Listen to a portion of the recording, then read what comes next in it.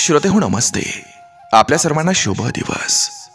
श्रोते हो, एकदा एका व्यक्तीनं त्याला एक फुलपाखरू खूप आवडलं म्हणून त्यानं ते घरी आणलं. त्याला छान अशा बाल्कनीत एका पिंजऱ्यात ठेवलं. तो त्या पाखराची खूप काळजी घ्यायला लागला. त्याला छान छान खाऊ पिऊ घालायला लागला.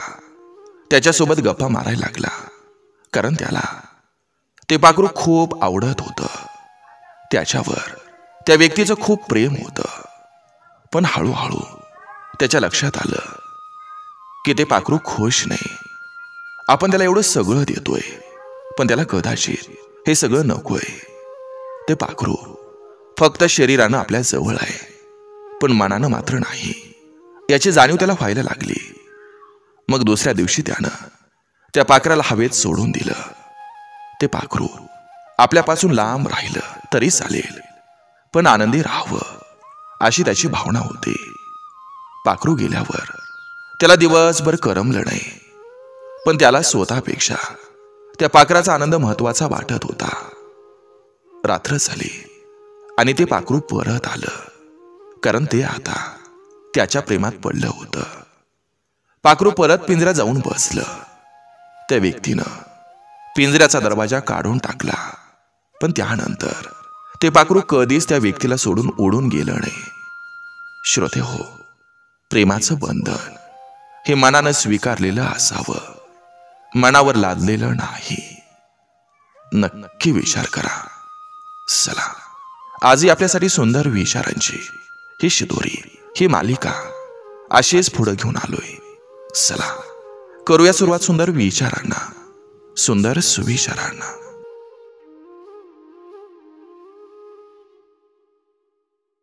आयुष्यात सुख प्रत्येकाला पाहिजे असतं, मात्र यातील दुःख सोसायला कोणी तयार नसतं. भूतकाळात झालेल्या गोष्टीचं आणि भविष्यात घडणाऱ्या घटनेचं जास्त टेन्शन घ्यायचं नसतं. फक्त वर्तमानात आपण समाधानकारक जीवन जगायचं असतं.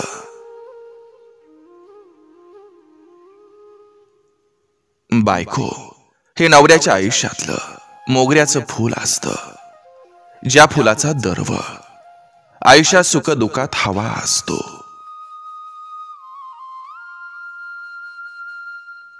जगणं खूप सोपं होऊन जातं जेव्हा आभाळ एवढं दुःख मनात असून सुद्धा खळखळून हसता येतं. त्या लोकांना डोक्यावर घेऊन कधीच मिरवू नका, ज्यांची लायकी आपल्या पायथ्याला सुद्धा बसण्याची नसते. जबाबदारी सुद्धा खूप परीक्षा घेते. जो निभावतो त्यालाच त्रास देते.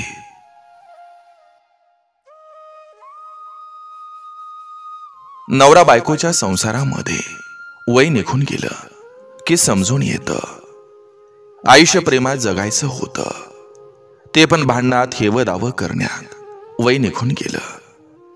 मग आयुष्याच्या शेवटी लक्षात येतं, आयुष्य संपत चाललं.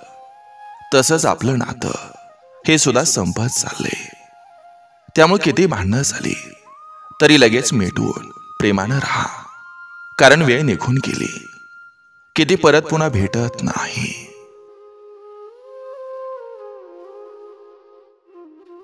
दुसऱ्याचं नुकसान करून कधीच आपलं चांगलं होत नसतं. सगळा कर्माचा खेळ असतो. झालेल्या गोष्टींची परतफेड केल्याशिवाय देव सुद्धा स्वर्ग दाखवत नाही.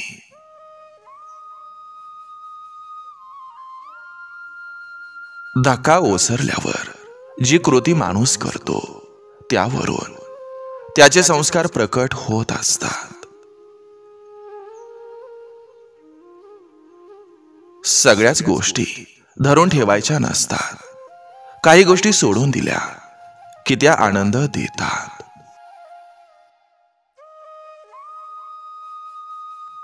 मन हे नाजूकच असतं. आयुष्यात आलेली माणसं त्याला कठोर बनवतात.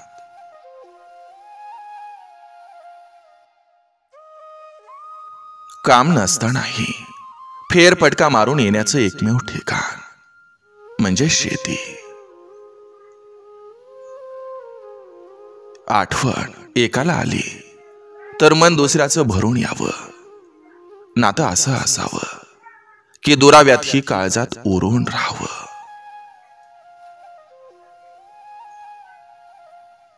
तुमची कर्म ही तुम्हालाच फेडायची असतात. त्यासाठी पगारावर माणूस ठेवून चालत नसतं.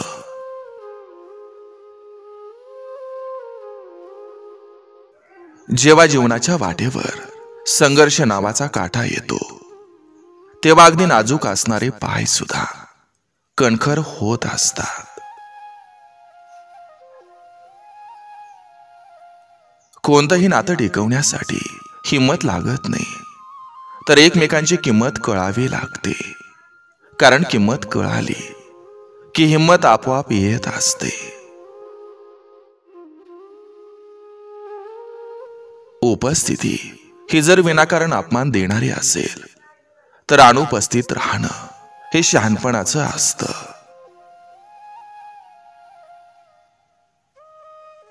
एखाद्याची इच्छा नसताना त्याच्या सहवासासाठी लाचार होण्यापेक्षा, वेळेची त्याच्या पुढे भीक मागण्यापेक्षा मनाची समजूत काढून दूर येऊन एकटं राहिलेलं बरं असतं.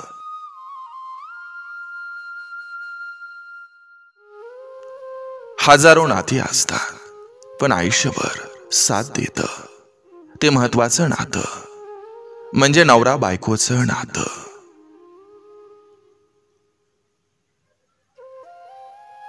नवीन आलं की जुन्याचा विसर पडतो, मग ते नातं असो किंवा वर्ष.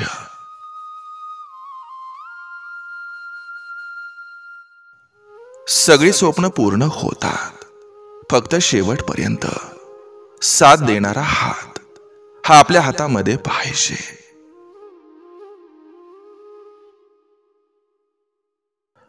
स्वतःच्या बहिणीसाठी तुम्ही वाघ असाल तर दुसऱ्यांच्या बहिणीसाठी तुम्ही कुत्रं बनू नका.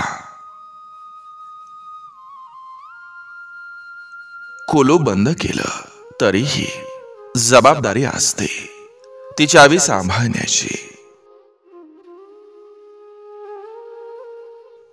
कुणाची बहीण असते ती, आई असते ती, कुणाची पत्नी तर कुणाची सून असते ती, पण याआधी आई वडिलांची लाडकी लेक असते ती.